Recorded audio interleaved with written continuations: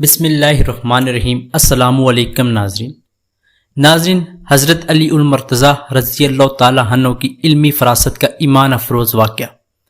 امیر المومنین حضرت سیدنا عمر بن خطاب رضی اللہ تعالیٰ عنہ نے اپنے زمانہ خلافت میں حضرت سیدنا حذیفہ بن یمان سے ملاقات کی تو ان سے فرمایا، اے حذیفہ، تم نے صبح کیسے کی؟ عرض کی، اے امیر المومنین، میں نے اس طرح صبح کی کہ فتنے سے محبت کرتا ہوں اور حق کو ناپسند کرتا ہوں،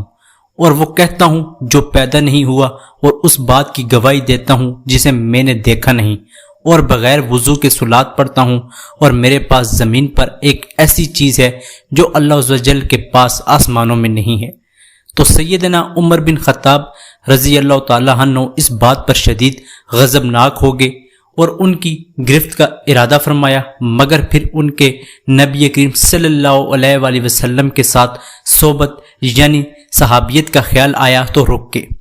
اسی اثناء میں باب علم حضرت سیدنا علی المرتضیٰ رضی اللہ تعالیٰ عنہ وہاں سے گزرے تو آپ رضی اللہ تعالیٰ عنہ نے سیدنا عمر بن خطاب رضی اللہ تعالیٰ عنہ کے چہرے پر غضب کے آثار ملاحظہ فرمائے تو پوچھا،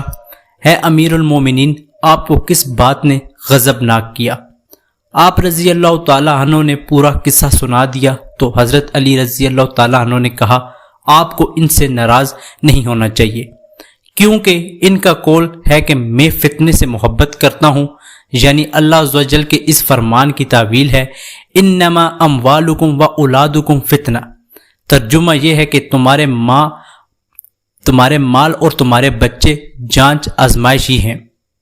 اور ان کے اس قول کے میں حق کو ناپسند کرتا ہوں، میں حق سے مراد موت ہے جس سے کسی کو چارہ نہیں اور نہ کوئی اس سے بچ سکتا ہے،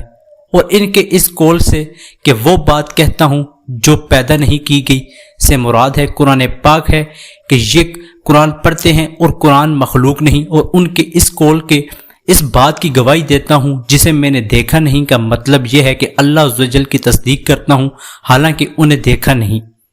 اور ان کے اس قول سے مراد بغیر وضو صلات پڑھتا ہوں کا مطلب یہ ہے کہ یہ رسول اللہ صلی اللہ علیہ وآلہ وسلم پر بغیر وضو کے درود پاک پڑھتے ہیں۔ ان کے اس قول کے میرے پاس زمین پر ایسی چیز ہے جو اللہ عز و جل کے پاس آسمانوں میں نہیں ہے، مراد یہ ہے کہ بیوی اور بچے، کیونکہ اللہ عز و جل کے پاس ان میں سے کوئی چیز نہیں۔ حضرت عمر بن خطاب رضی اللہ تعالیٰ عنہ نے فرمایا، ہے ابو الحسن، اللہ آپ پر رحم فرمائے، اللہ تعالیٰ نے آپ کو کتنی ذہانت سے نوازا ہے، بے شک آپ نے میرا ایک بہت بڑا مسئلہ حل کر دیا۔ حضرت علی رضی اللہ تعالیٰ عنہ حدیث کے مطابق علم کا دروازہ ہیں۔ حضرت ابو بکر و عمر کے دور میں یہ قاضی القضاء یعنی چیف جسٹس کے منصب پر فائز تھے، اور حضرات شیخین اکثر الجھے ہوئے مسائل میں حضرت علی رضی اللہ تعالیٰ عنہ کی طرف رجوع فرمایا کرتے تھے۔ ناظرین، اسی امید کے ساتھ کہ آپ کو ہماری آج کی یہ ویڈیو پسند آئی ہوگی۔ اگر آپ کو ہماری آج کی یہ ویڈیو پسند آئی ہے تو ہمارے چینل کو سبسکرائب کرنا مت بھولیے تاکہ ہماری نئی آنے والی ویڈیوز آپ کو آسانی سے ملتی رہیں۔ ملتے ہیں ایک نئی تاریخی اور معلوماتی ویڈیو کے ساتھ۔ خدا ہم سب کا حامی و ناصر ہو۔ مجھے دیجیے اجازت۔ خدا حافظ۔